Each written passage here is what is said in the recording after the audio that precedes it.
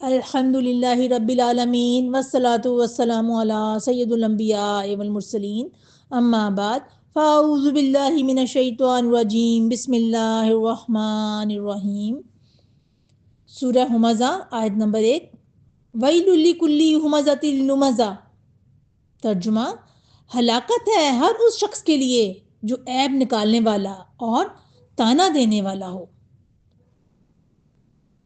آج ہم سورہ ہمزہ کی پہلی آیت پر غور کریں گے۔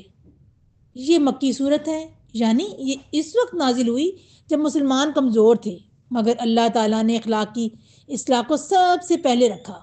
یہ آیت ہمیں بتاتی ہے کہ زبان اور رویے کے گناہ اللہ کے نزدیک کتنے سنگین ہیں۔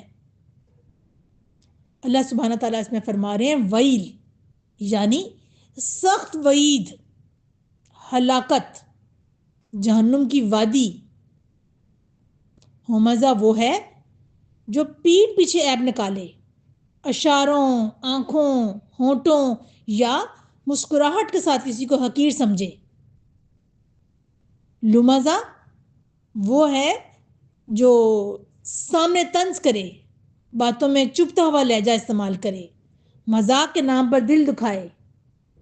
یعنی ہمزہ چھپی ہوئی بیماری، لمزہ ظاہر برائی۔ اللہ تعالیٰ فرما رہے ہیں ہر ایسا شخص اللہ کی ناراضگی میں ہے۔ نبی کریم صلی اللہ علیہ وسلم نے فرمایا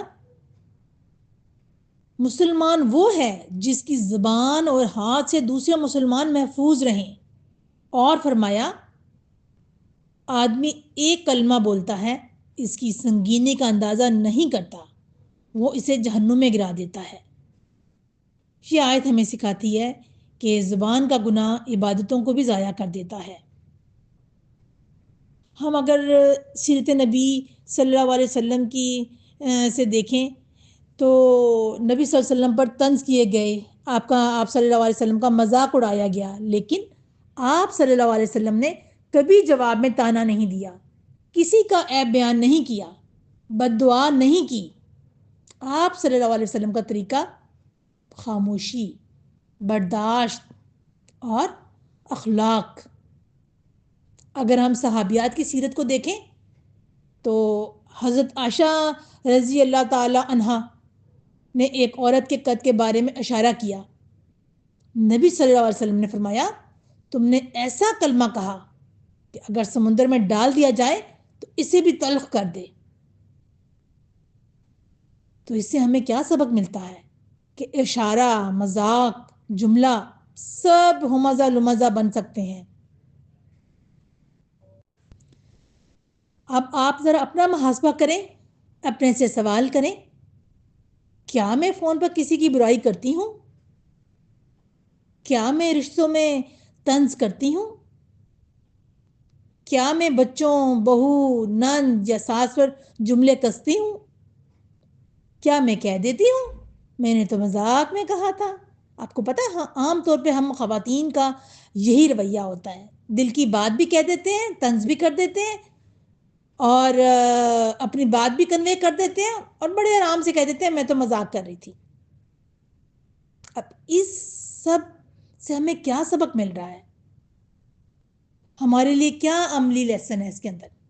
کہ زبان دل کی کیفیت ظاہر کرتی ہے، طنز نیکیوں کو جلا دیتا ہے، خاموشی بہت سی جگہ عبادت ہے۔ جو عیب چھپائے اللہ اس کے عیب چھپاتا ہے۔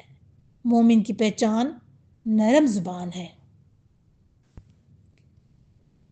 ہم اللہ سے دعا کرتے ہیں کہ اللہ ہماری زبانوں کو پاک فرما، ہمارے دلوں کو حسد اور کینہ سے بچا، ہمیں ہمزہ اور لمزہ بننے سے محفوظ فرما اور ہمیں اچھے اخلاق والی خواتین میں شامل فرما۔